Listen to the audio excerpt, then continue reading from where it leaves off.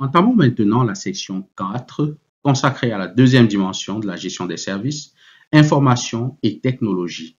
L'efficacité de la pratique de l'habilitation au changement repose sur la qualité de l'information utilisée. Cela inclut, mais sans s'y limiter, des informations sur les clients et utilisateurs, des informations sur les services, leur architecture et leur design, des informations sur les partenaires et fournisseurs, y compris des informations sur les contrats, les accords sur les niveaux de service ou SLA concernant les services fournis.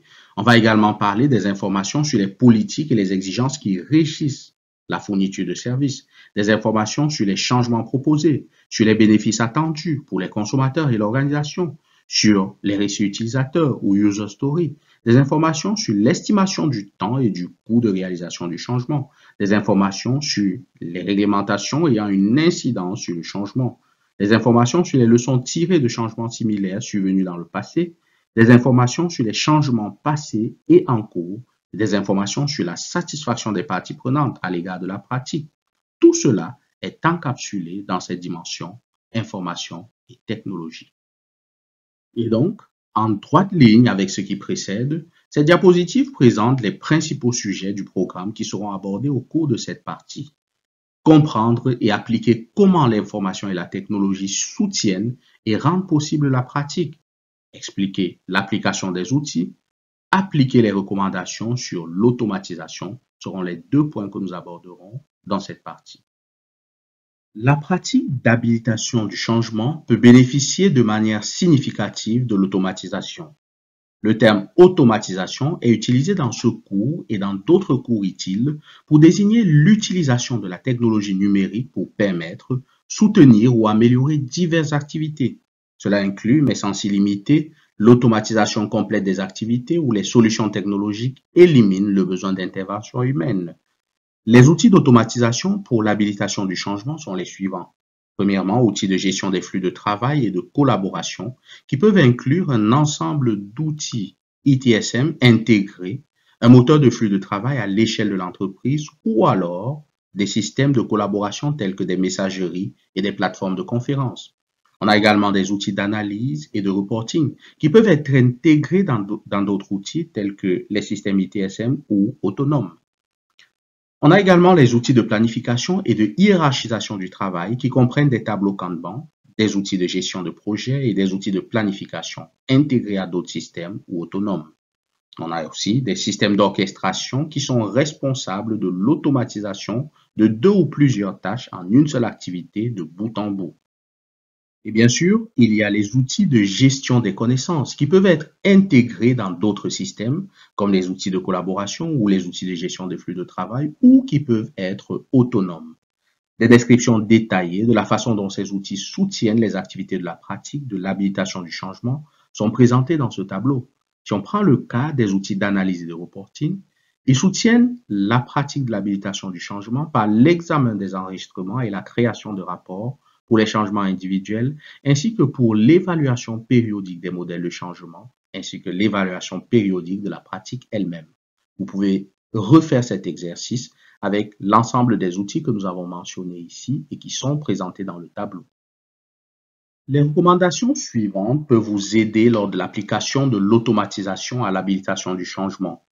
Première recommandation, automatiser la chaîne de valeur.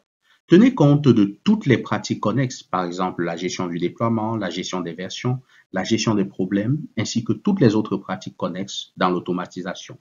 Deuxième recommandation, automatiser différents flux de travail pour différents types de changements. Tenez compte des différences entre les modifications mineures, moyennes et majeures. Les changements standards, normaux et d'urgence doivent également être pris en compte, ou alors les différences entre ceux-ci. Les modifications affectant un élément de configuration de service, le service lui-même, une pratique, un processus ou une procédure. Vous devez tenir compte de toutes ces différences. Troisième recommandation, ne pas trop compliquer les flux de travail et les règles métiers. Présenter aux parties prenantes dont la contribution est requise des informations concises et des demandes claires lors de leur implication. Autre recommandation, prêtez attention à la mesure et à la production de rapports dès le début. Les critères de réussite du changement doivent être définis et clairement communiqués aux parties prenantes avant le début du travail sur le changement. Autre recommandation, les communications sont importantes. Vous devez vous assurer que les parties prenantes sont correctement identifiées et que les plans de gestion des parties prenantes ont été créés pour tous les changements non triviaux ou non évidents. Et dernière recommandation, attention aux intégrations. La réalisation de tâches pour différents types de changements peut être gérée dans différents outils.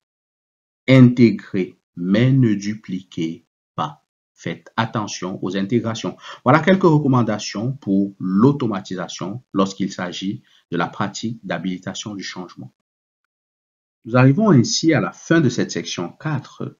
Avant de la clôturer, nous allons procéder à un petit quiz pour tester vos connaissances. La question 1 s'ouvre par ce scénario. Une organisation dispose d'équipes techniques qui participent à diverses activités, notamment les tests et la mise en œuvre des changements, la résolution des incidents et la maintenance du matériel. La question, quel type d'outils l'organisation doit-elle utiliser?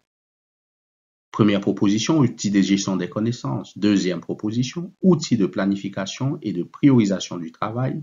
Troisième proposition, outils d'analyse et de reporting. Et quatrième proposition, outils d'orchestration. Comme d'habitude, nous allons essayer d'identifier le problème ici. Il s'agit d'une organisation qui a les mêmes personnes qui participent à diverses activités, parmi lesquelles la mise en œuvre des changements. Avez-vous noté qu'on a simplement dit que l'organisation dispose d'équipes? Cela signifie qu'une même personne peut être amenée à participer à des activités différentes en fonction du besoin. Alors, une fois de plus, quel outil serait le plus utile à l'organisation pour un tel scénario? Vous comprenez tout de suite qu'il s'agit d'outils de planification et de hiérarchisation du travail qui sont utilisés pour la planification, la hiérarchisation et l'affectation des tâches aux équipes et aux membres de l'équipe, la visualisation et l'optimisation de la charge de travail, l'identification et la prévention des conflits de ressources. Et c'est bien ce dont l'organisation a le plus besoin selon ce scénario. La bonne réponse, c'est donc la réponse B, outils de planification et de priorisation du travail.